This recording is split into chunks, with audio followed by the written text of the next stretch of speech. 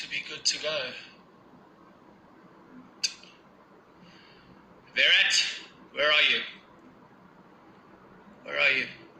Fashionably late. Where is the big guy? Come on, dude.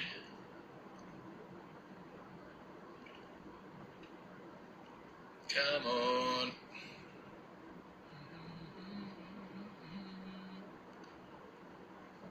Let's have a look here. Come on. Where is he? There we go. Let's have a check and see. Where is he? Tell you what, we're up to 11,000 at the moment.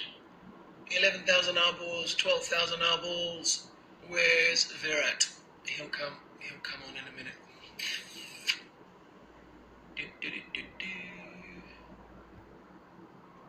Come on, buddy. Come on, buddy. He did ask me a minute ago, how do I request? So we might take a little bit of time getting him on here, but we'll get him on. Where is he? Come on. Where is Virat? Virat's coming. He's coming. Let me just try and get this.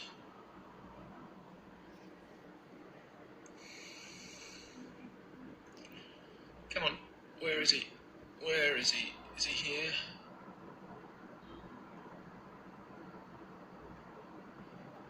Come on, Virat.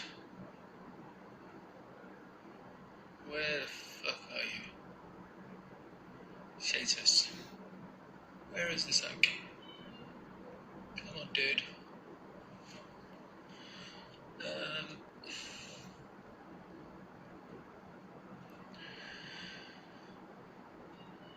Come on. Right, I'm just trying to find him at the moment. Just bear with me. Just bear with me. Just give me a little bit of time here. We're going to get this right. Then we're going to have a long conversation. Where is he? I've sent you a crest. Don't be dumb. Accept it. Jesus. Right. Send it again. Virat, there he is. Send it again. Virat, come on. That's the problem. He's got that many followers. There he is. Okay. Bang. Waiting. Here we go. His connection. Where's his connection?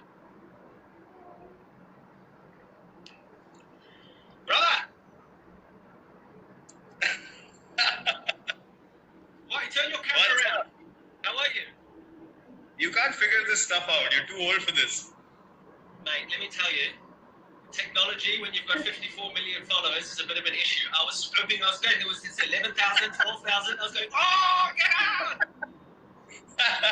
What's happening? How are you? I'm good, buddy. What? Jesus. Just tilt the camera up a bit. No. I want to see the top bit. Your missus been cutting your hair. Oh, my goodness. Are you happy with it? Look at that. Looks sharp. It's beautiful. What's that?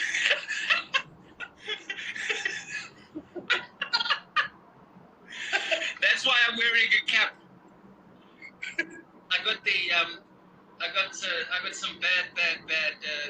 Yeah, I got half an hour of bad stuff. I had the lawnmower out. I was just gonna say that. How's the family? We're good, buddy. We're good. Where are you? Are you in Mumbai or where are you? Yeah, we're at home. Just trying to get through, man. It's been difficult. It's been intense, all over the world. It's been quite tough. What's been happening in the UK? What's the situation like now? Mate, we're exactly the same. We're in lockdown. We are completely locked down. I've not been up to much. We've got 2 kids running around, but luckily we don't live in the city, so we're not stuck in an apartment like a lot of people. We've got space, so we've got garden. We're up in the swimming pool today.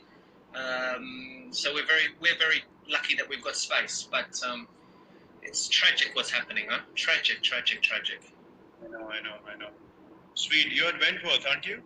Yeah, we've got a nice garden out here. I mean, I'd love to be hitting golf balls, but we've been told we're not allowed to. All the golf courses are closed, so I do a bit of chipping in the garden, but that's about it. Have you got space where you are? Actually, we do have space. We went away to a farm before everything got intense. So we've been lucky. We actually have been in decent space ourselves, so we can walk around just within the compound. And yeah, as I was just gonna say, just be grateful. You don't know what people are going through. Just being locked in, and I can feel for them. I see people just trying to get through these days. It's tough. It's tough to watch. But I mean, in terms of you and in terms of your missus, you're obviously incredibly high profile, and you would be on the road now. I mean, I'd be in India now commentating and being on an airplane every day, going from ground to ground. How nice is it though, from a family's perspective, to be able to spend good amount? I suppose I should ask your missus. I shouldn't be asking you this. To be spending time with each other all day, every day. No, it's been wonderful. It's the longest we've spent together since we got married. Since we've been together, actually. So really? I know it's not ideal. We've never been in one place for this long. It's bizarre. But yeah, that's been the case. It's not a good thing to sort of single out the situation as something that you've got an opportunity to spend time with. But it is what it is. I mean, we are looking at the positives. We are being careful. You're being cautious, but at the same time, you have to appreciate family time. I was just going to say, usually at this time, I'd probably be saying hello to you in Chinnaswamy or some of the other stadiums. Yeah, exactly. Not on Instagram Live. So, these are strange times. It is, and they say that in the UK, it could be, if the public don't behave themselves, it could be a June lockdown. I mean, that's stuck in your houses until June to get rid of the peak of what's happening at the moment. And you say, at least we have space. A lot of people don't have space. Crikey, I just hope people behave for 3 weeks, 4 weeks, try and just do whatever they can to get through it, and then hopefully we get through the rest of it. What are you missing most about not being able to be footloose and fancy free? Nothing. You're not missing anything? Nothing. Apart from your barber? My brother messaged me 2 days back and he was like, I'm dying. So in our place in Gurgaon, near Delhi, we have a gym in the basement. He's never used the gym, and now he's in the gym every day, and he's understanding the importance of that gym. So he told me, I can't take it anymore. I need to go out. I'm just getting stuck in the house, and it's difficult. He's with family as well, but people are just not used to being home. Yeah, and that's when I told him, welcome to our side of the world. Welcome to our life. This is our life every day. So absolutely, we are in isolation every day. That's true. Jesus, especially you guys in India. I mean, at least here we can get out, and I think you love touring England and Australia and stuff where you can go to the beaches. But I mean, in India, it's quite intense, isn't it?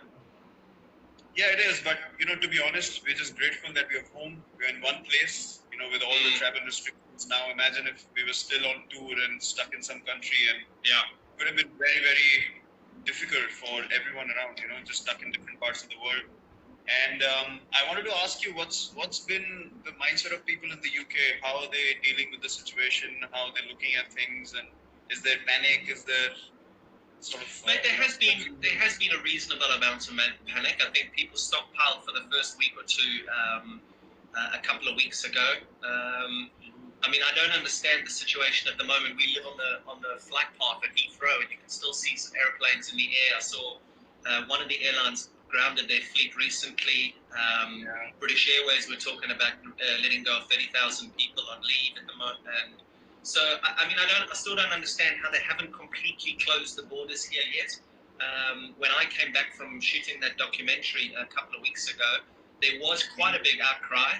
I flew in from, where was I? Where did I fly? It was Mumbai or Delhi. I flew in from somewhere. And I walked straight through the border. No one's checking temperatures. At least in India, they were checking our temperatures. Before I even went into the hotel in Delhi, we had our temperatures checked. Everything was being checked. But it was very lackadaisical here. And apparently, it's still the same way at the borders, which is, I mean, it's crazy to think it's going on like that. Crazy. And the numbers are just going, they skyrocket. Skyrocket. That's strange to hear. Honestly, our response has been quite good. I mean, apart from few people that you would have seen the videos who haven't really respected the guidelines being laid out, and I just don't understand how that happens, because if you're looking to address a larger issue, there's a thing of unity that everyone should have, which unfortunately hasn't been the case with everyone. I think 80% of the people have taken it on board, but still those 20% can be a huge issue going forward. As you said, the spike is immense going into week 3 and 4. So I just hope that people, get some sense into them and just. Are you training? Are you training? We actually got all our stuff put into a big car, and we got our stuff here. Everything that, because I knew that if this goes on for longer, you still need to be able to train, and so I've got my lifting Olympic bar and plates, and there's a little garden to run around. And Alrighty, man. Alrighty, man. Me and Anushka have been training well. Mate, I've seen it. Don't call it an Olympic bar. You need to be calling it something. Because the last time I saw legs like yours, they were hanging outside the nest. Little pencil legs. Here they are. Little pencil legs. It helps when you got big legs like yours and you still pop a calf muscle. I've never popped my calf in my life. Remember that. It looked like someone had shot me. It was in Pune. I knew I was standing in slips and I was like, what the hell just happened to him?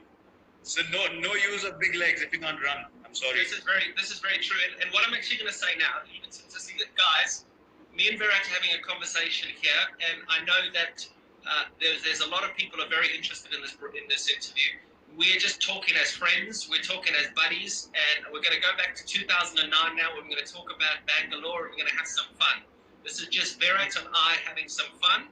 This is not for any journalist to take this on one way or another way to create ridiculous headlines. So please, if you're going to do that, then it's obviously going to finish off any conversations between people who just want to give normal fans some content. So just please respect the conversation.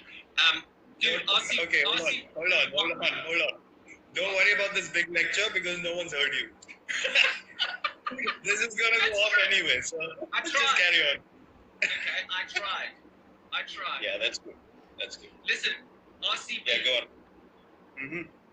Talk to me about the bloke in the middle of the picture that I posted this morning on Instagram. There was a guy that I posted in between, that guy that's perfect and pure and has the most amazing beard, compared to this guy in 2009. Well, I don't recognize him anymore, to be honest. I do. I know you do. Yeah, I know. Good old days, but we had a lot of fun. We had amazing times together. I think right from 2008. You came in 2009, didn't you? Yeah, 2009 was, I think, that was my first season, yeah. Yeah, 9 and 10 you were with us. Yeah, 2009 is when we really sort of got it going. We really hit off well from day one, and yeah, they were good times. I mean, you obviously came in as the star player, like the big KP, and this all over South Africa, brew, bloody hell. Yeah, but it was fun. I remember all those days and playing with Jock and Dale and Mark Boucher as well. And we had Rahul in our team. We had Anil Kumble, Rahul Dravid, Robin. We had a gun team. Yeah. Manish came on board. Manish Pandey got a century in that season. Remember, he got a century there at Centurion Park. Yep. You know what the most... do you remember Jesse Ryder and Rule of Vandermeer? I forgot about those two. Jeez. You cannot forget about both of them in that season. They were the highlight of that whole season. How can you forget both of them? That's true. They were bad news together. Justice. That was a real fun him over. You gave him anything that looked like a bottle of wine, and he just turned into somebody. It was, oh my goodness. It was. I mean, the kind of things he's done, I can't really talk about them. Every single time, I get asked a question about you, I always refer to the questions, even though you were a bit of a. In 2009, you always sat next to the right players who you wanted to learn from the most. You had a very inquisitive brain when you were sitting next to the Callises, the Kumblays, the Drama. You just wanted to learn, and you just wanted to be the best player. Yeah, I mean, it was pretty pretty obvious. I mean, for a youngster, having all of these people around yourself when you came and you were at the peak of your career, and for me, it was just an opportunity to just absorb as much as I can. If I wanted to go higher and higher, I just had to do it. So, yeah, it was a no-brainer for me. There's different ways you can look at the IPL.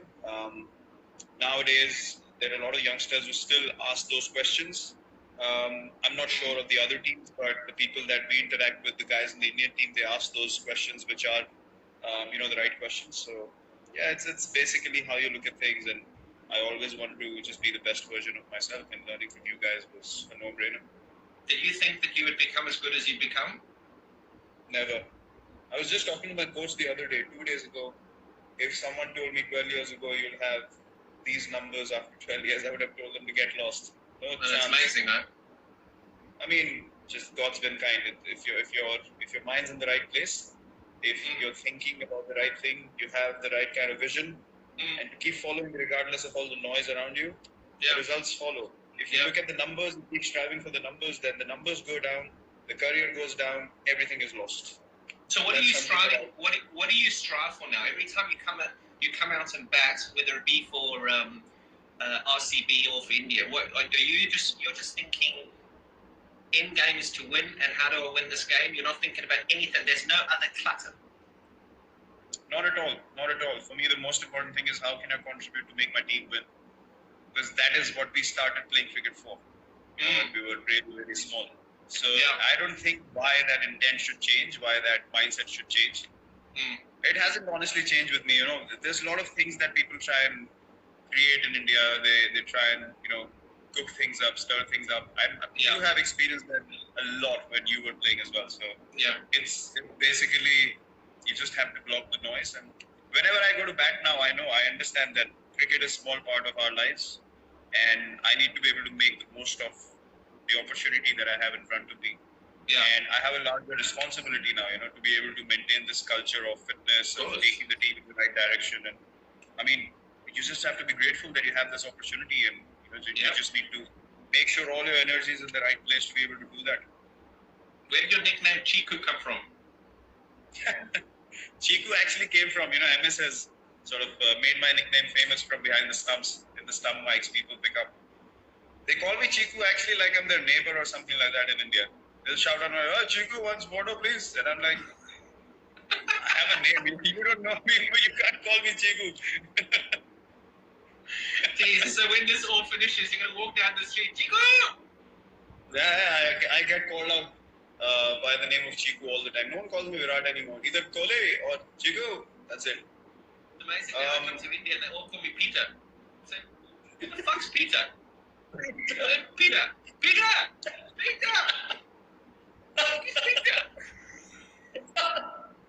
No, I got this nickname by a coach we had in the state team, actually the Ranji Trophy, our first class teams.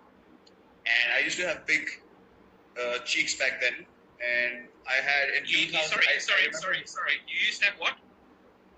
Big cheeks. Big cheeks. Cheeks, yeah. Thank you. Thanks for clarifying. I didn't hear you correctly. I had big cheeks back then. In 2007, I thought I'm losing hair. My hair's shedding. I'm having a massive hair fall. So I got my hair cut really short like yours now. I look like a clown, and I have big ears. So my cheeks stood out and my ears stood out. And so we used to have this comic in India, like a comic book when we were growing up called Champak. It was called Champak. Yeah. And there was a rabbit in that comic. That character's name was Chiku. So the coach called me Chiku the rabbit because I had big ears. So that's where the nickname came from.